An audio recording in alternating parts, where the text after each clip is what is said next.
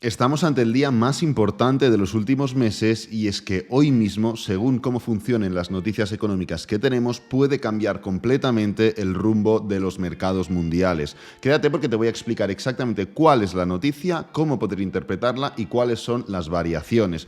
Antes de nada, comentarte que abajo vais a tener los timeframes del vídeo para que os podáis mover como más os apetezca, teniendo en cuenta información que igual os interesa más o que igual os interesa menos. Vamos a empezar primero de todo hablando un poco de qué es lo que pasó ayer, porque ya hicimos un vídeo, pero tenemos el resumen, tenemos las conclusiones finales, y es que, como sabréis, ayer la Reserva Federal de Estados Unidos subió las tasas de interés 75 puntos básicos, algo que era esperado, algo que estaba descontado en el mercado, pero que tuvo un efecto bastante increíble en todos los mercados. De hecho, Bitcoin llegó a subir un 7-8%, Nasdaq un 3% y así sucesivamente con todos los índices mundiales.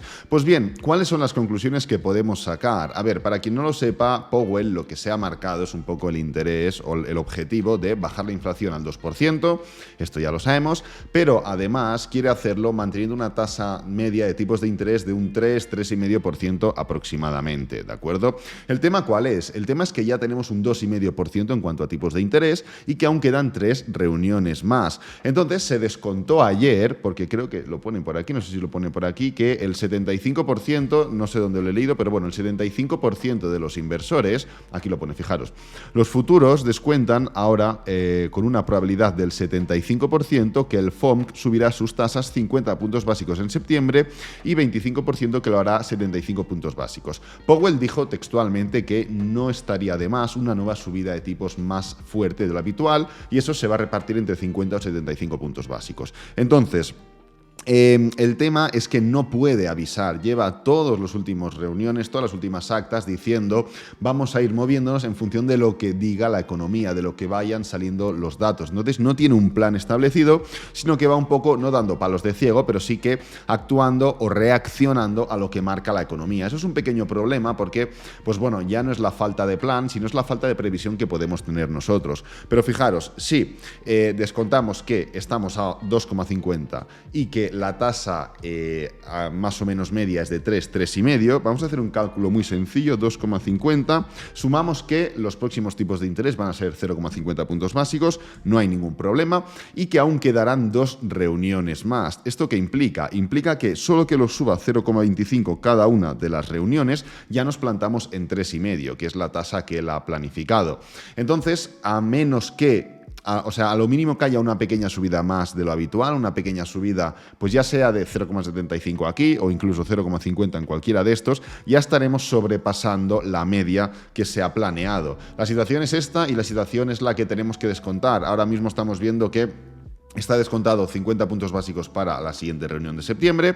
Veremos cómo evoluciona la economía y cuáles son las medidas. En referente a esto, en referente a cómo evoluciona la economía, quiero comentar un par de frases más y dice que es probable que resulte apropiado reducir el ritmo de los aumentos mientras evaluamos cómo nuestros ajustes acumulativos de políticas están afectando la economía y la inflación, ¿vale? Es un poco lo que os he dicho. Quieren evaluar cómo funciona lo que han hecho hasta ahora para ir decidiendo cómo evolucionan los tipos de interés. De momento evoluciona mal porque la inflación está a un 9,1% en máximos de hace décadas. Y un nuevo comentario que ha hecho, que me parece interesante, de todos los muchos que hizo ayer, es que hacer una política monetaria adecuada en este entorno incierto requiere un reconocimiento de que la economía a menudo implica evolucionar de manera inesperada.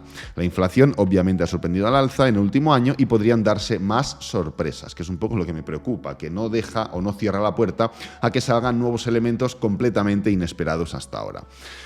Dejando atrás los tipos de interés, aparcando un poco la política monetaria en este sentido, vamos a centrarnos en el día de hoy. ¿Qué es lo que viene el día de hoy? Porque es absolutamente vital la jornada, no solo por la presentación de resultados que tenemos. Hoy presentan Apple, Amazon, Mastercard, Pfizer, Comcast, Intel, etcétera, etcétera. Sabéis que Estados Unidos está en plena presentación de resultados. Ayer Facebook dio sorpresa negativa. Veremos qué sucede con otras tecnológicas que presentan el día de hoy. Pues no solo es por eso importante, de hecho esto es lo menos importante, sino que la parte más importante es lo que tendremos a las 14:30 UTC+2 para quienes seáis de fuera, y no serán las declaraciones de Janet Yellen, no será las nuevas peticiones de subsidio por desempleo, será el PIB trimestral del segundo trimestre en Estados Unidos. Hemos visto cómo China viene de un PIB de menos 2,6%, creo que era aproximadamente. Veremos qué es lo que sucede con Estados Unidos. ¿Por qué el PIB es tan importante? ¿Por qué el PIB es vital para la economía? Al final, el PIB lo que hace es medir el valor de todos los bienes y servicios producidos en una economía durante un periodo de tiempo determinado, ¿vale? Vamos a ir desglosando un poco esta definición. Yo creo que la tenéis por aquí también. Si clico aquí, yo creo que también la tendréis para acompañarla también de manera un poco más pues escrita, pero al final hemos visto 4 elementos diferentes. El valor, tú cuando sumas, cuando quieres medir la economía, tienes que sumar el valor de las peras con el valor de los coches, pero tú no puedes sumar coches y peras, por lo cual lo que tienes que hacer es multiplicar el precio por la cantidad. Si tú multiplicas el precio que tienen las peras por la cantidad producida de peras, te sale el valor de las peras. Transformas peras, coches y más elementos que ahora veremos en euros y tú ahí ya puedes sumar, ¿vale? Todos los bienes y servicios, ¿esto qué implica? Implica que contamos sillas, contamos peras, contamos coches, pero también contamos médicos, contamos abogados, contamos personas administrativas, bienes y servicios producidos en una economía. ¿Esto qué indica? En una economía significa que no estamos hablando únicamente del ciudadano, estamos hablando de lo que se produce en esa economía, por lo cual, si viene un alemán y produce algo aquí en España, ese beneficio, ese capital que se produce, la producción, se computa en el PIB español. Y si viene un español y va a Alemania a producir algo, se computa en el PIB alemán durante un periodo de tiempo determinado. Última parte de la definición, el PIB se toma de manera trimestral, de manera anual, y en este caso vamos a tener el PIB, el PIB trimestral, que es el valor de todos los bienes y servicios producidos en una economía durante un tiempo determinado. Claro, ¿por qué esto es tan importante? ¿Por qué esto es tan determinante y va a marcar la dirección no solo del mercado a corto o medio, sino también a largo plazo? La dirección económica. ¿Habrá recesión? ¿No habrá recesión? Pues bueno, lo veremos con el PIB. ¿Por qué? Pues porque cuando se produce y se vende, el precio de ese producto lo que hace es representar el ingreso del vendedor. Y el ingreso de ese vendedor, ¿vale?, va al trabajador, va al banco, va al alquiler, va a beneficio de ese trabajador, de ese empresario, de esa empresa, y el valor de todos los bienes y servicios de una economía es equivalente al ingreso de todos los ciudadanos de esa economía. Por lo cual, lo que está haciendo el PIB es medir la riqueza del ciudadano, y la riqueza del ciudadano, por ende, mide la riqueza del país. Entonces, ¿qué implica esto en la economía? Hombre, tú estás midiendo cómo está de fuerte la economía de un país concreto, pero ¿cuáles son las medidas? ¿Cuál es la manera de computar si eso es positivo, si es negativo? ¿Hay algún parámetro? Pues sí que lo hay. De la misma manera que, por ejemplo, una caída del 20%, por ejemplo, en un índice americano, en el S&P, implica recesión, implica mercado bajista, implica que estamos en un mercado bajista.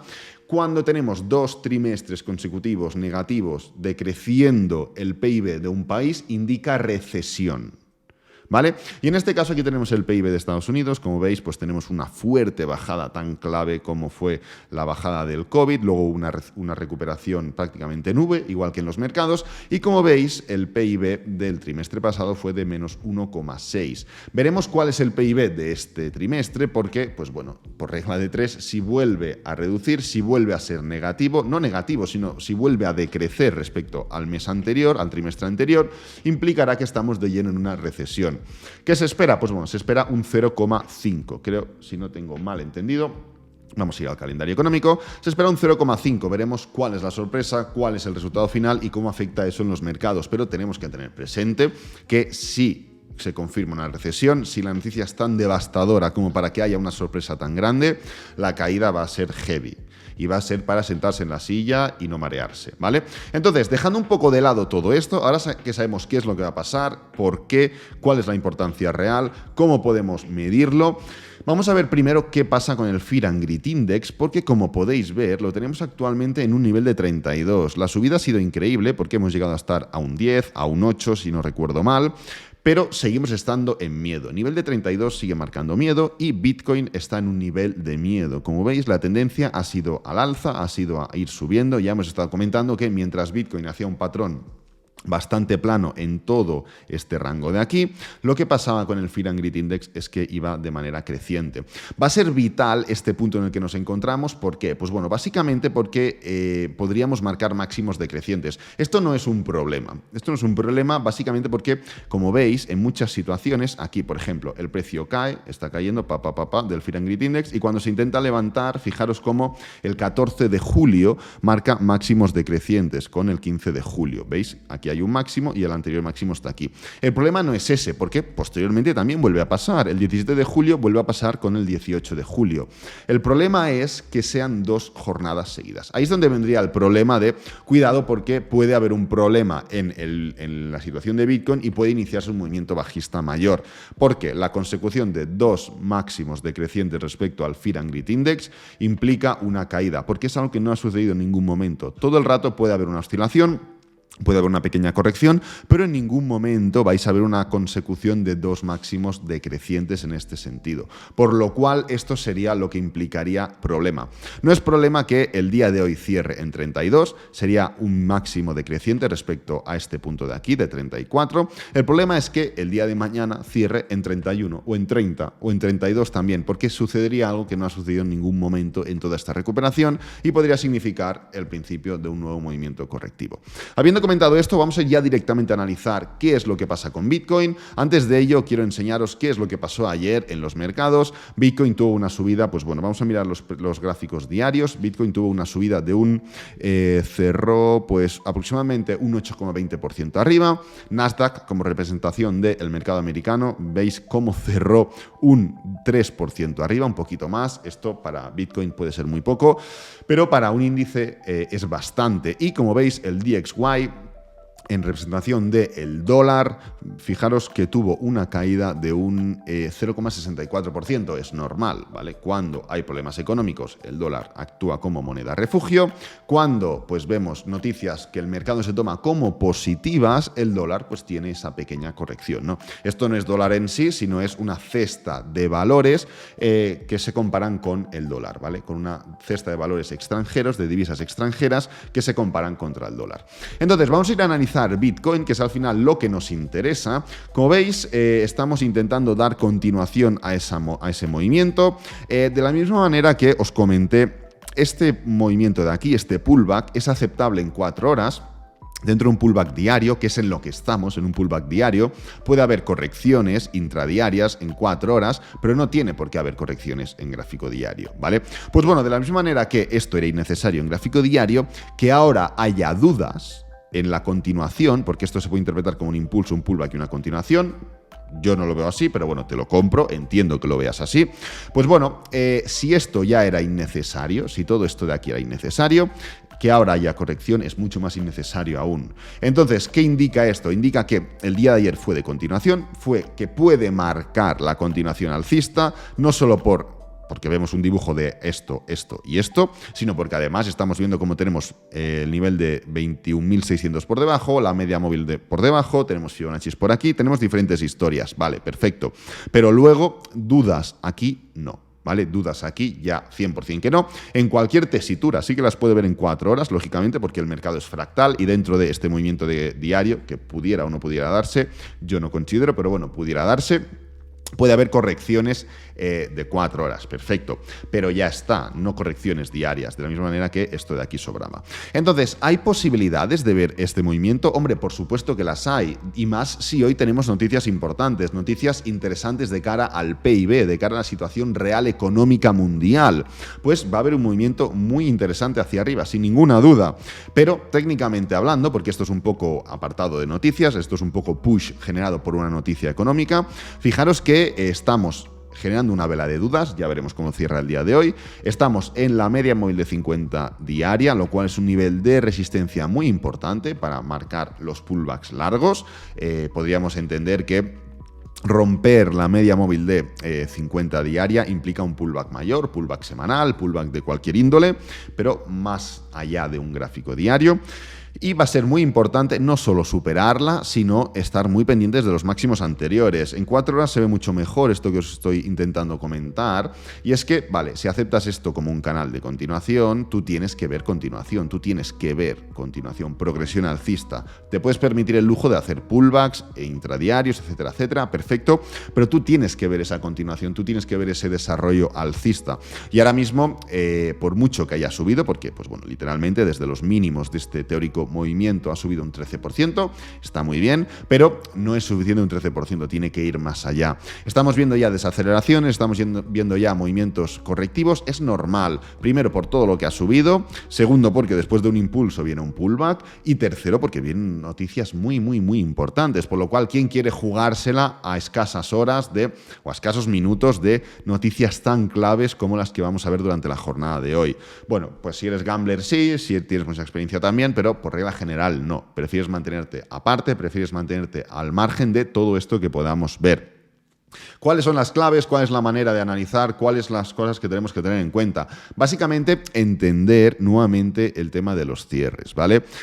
Hay momentos de mercado en los que hay que ser pesado en ese sentido y este es uno de ellos. Podemos estar teniendo un movimiento bajista en 4 horas durante X momentos del día y a última hora que cierre así. Y en gráfico diario aquí no habrá pasado nada porque veremos una vela alcista, porque la volatilidad intermedia del día no se va a computar. Entonces, ahora estamos viendo desaceleración, perfecto, muy bien. Vamos a tener hoy presente la noticia, vamos a ver cómo desarrolla el mercado respecto a la noticia y posteriormente vamos a ver cómo cierra el día. Por mucha caída que haya de manera intradiaria, a ver, si la noticia es negativa, será inevitable esa caída y será inevitable que el cierre sea negativo. Pero ya me entendéis, por mucha volatilidad intradiaria que haya, el día puede acabar cerrando bien. Entonces, esto puede generar un pullback en 4 horas, lo cual no está nada mal, y cerrar de manera alcista en gráfico diario. Pero os recuerdo, volatilidad aceptada, cierres negativos no, y una duda, una desaceleración en gráfico diario implica falta de fuerza y falta de decisión. Y de la misma manera que previo a este movimiento bajista hubo desaceleración diaria en estos niveles, si volvemos a tener desaceleración diaria en los mismos niveles, puede ser la antesala a un nuevo movimiento bajista, ¿vale? Así que nada, lo voy a dejar por aquí, no me voy a enrollar mucho más, espero que os haya servido, que es lo importante. Si es así, dale me gusta, suscríbete, compártelo con amigos, con la familia y nos vemos en el próximo vídeo. Adiós.